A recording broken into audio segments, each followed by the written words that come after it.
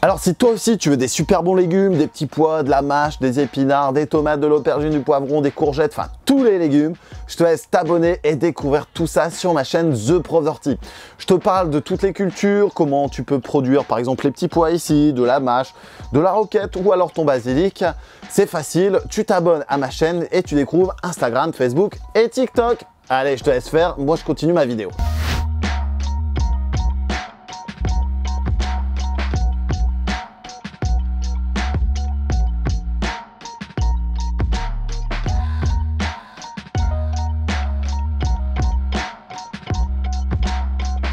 Hey, salut les amis, bienvenue dans cette nouvelle vidéo. Alors aujourd'hui on va traiter de 5 méthodes naturelles répulsives pour éloigner les limaces de son jardin. On va les éloigner et non les tuer parce que forcément on prône la vie ici dans un jardin comme celui-là. Donc je t'explique tout ça dans ma nouvelle vidéo.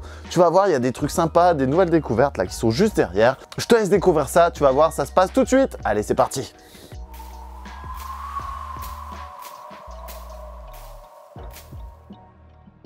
Première chose, on va s'intéresser à ce qu'est la limace. La limace fait partie des invertébrés de la classe des gastéropodes et donc c'est un mollusque que l'on va pouvoir retrouver dans son jardin et surtout dans les zones ombragées où il y a beaucoup d'humidité. Cet invertébré va se balader dans tout le jardin, comme je vous le disais, et elle va s'occuper de manger les légumes du potager.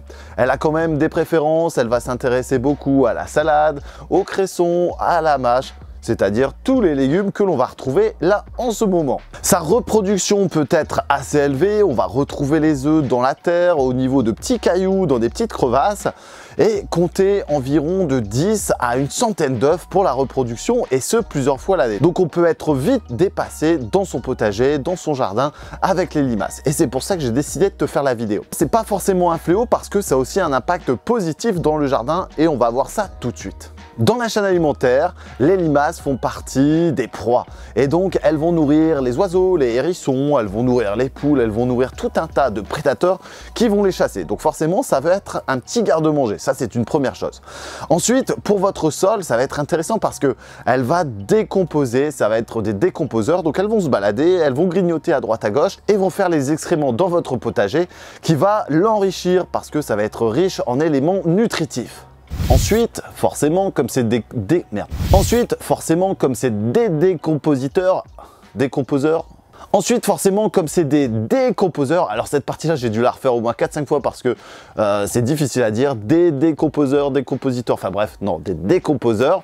Donc toute cette partie qui va enrichir votre sol va forcément créer de l'aération dans votre sol, va forcément favoriser le drainage, va forcément l'enrichir. Et donc cette limace est forcément très importante dans votre potager et pour les nombreux légumes que vous pouvez avoir tout partout, que ce soit dans votre serre, parce qu'on va les retrouver dans la serre, mais aussi à l'extérieur, dans votre potager. Allez, c'est parti, on attaque avec la première partie, avec le premier point.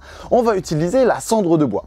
La cendre de bois va avoir un impact sur le mollusque, sur l'escargot, mais aussi la limace, et donc elle va provoquer un dessèchement sur ce mollusque.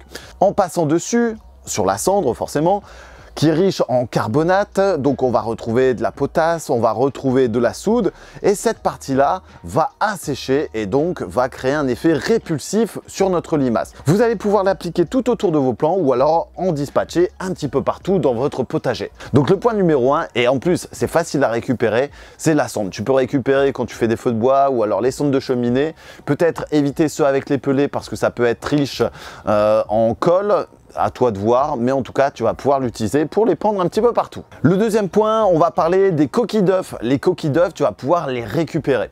Premièrement, ça va avoir un effet répulsif parce que l'odeur n'est pas forcément agréable pour cette limace. Ça, c'est la première chose. Second point, c'est qu'elle va avoir un effet abrasif sur la limace. Donc, imaginons que tu disposes ça autour des pieds de poivron ou autour de tes pieds de salade. La limace va essayer de passer et elle va se couper avec les fines lamelles de la coquille d'œuf. Donc maintenant, tu sais ce que tu dois faire. Tu récupères toutes tes coquilles d'omelette et de gâteaux et je ne sais pas quoi.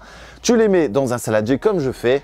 Tu mixes le tout et tu mets ça tout autour de ton potager pour faire une barrière anti-limaces naturelle. Dans ce troisième point, on va parler des barrières physiques, donc que ce soit en plastique ou alors en métal, que j'ai découvert chez Andermatt. D'ailleurs, tu pourras redécouvrir le lien dans la description de ma vidéo. Donc cette barrière va permettre de favoriser la croissance de ton végétal.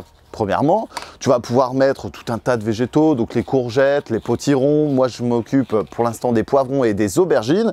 Et en même temps, tu vas pouvoir recouvrir pour faire une sorte de mini-serre. Ça, c'est une première chose. Donc, tu vas planter ton végétal et tu vas mettre ça sur le pourtour. La limace ne pourra pas grimper et gravir cette petite barrière physique parce que c'est trop pentu. Et ensuite, faire le contour avec la légère collerette que l'on retrouve sur le haut de notre barrière physique. Ce qui va te permettre d'avoir un développement correct de ton végétal, en même temps de conserver l'humidité vraiment sur un point donné à l'intérieur de cette barrière physique, parce que tout autour ça sera sec et donc la limace ne va pas tenter de venir, parce que il faut le savoir, la limace préfère les sols humides et se balader et proliférer à l'intérieur. Donc tu vas pouvoir découvrir cette barrière dans la description de ma vidéo. Ça, c'était le troisième point.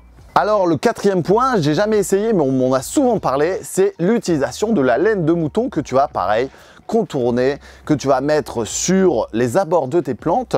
Alors cette laine de mouton est douce et absorbante, donc elle va retenir l'eau et donc les limaces vont venir à l'intérieur de cette laine et vont se piéger dans cette laine de mouton. Donc ça, c'est une première chose. Il y a des avantages, des inconvénients, donc tu vas pouvoir interagir régulièrement sur ta laine de mouton pour supprimer les différentes limaces. Cependant, attention à ton sol parce que ça va pouvoir avoir un rôle justement problématique sur ton sol qui va principalement changer ta composition de ton sol. Donc attention premièrement à ne pas l'enfuir et ensuite attention à ne pas trop en mettre sur ton jardin. Donc ça, c'était le quatrième point avec la laine de mouton. On va attaquer maintenant avec le dernier point. C'est parti. Le dernier point, tu dois le connaître à mon avis, on en parle suffisamment, c'est l'utilisation du marc de café. D'ailleurs, je t'ai même fait une vidéo sur toutes les utilisations du marc de café. Tu peux découvrir dans ma chaîne The Prof d'Ortie. J'en parle également sur tous mes autres réseaux, donc Facebook, Instagram et TikTok. Tu vas pouvoir découvrir, si tu veux venir t'abonner et découvrir toutes les vidéos, toutes les photos que je publie de manière quotidienne. Donc ça sera à toi de voir.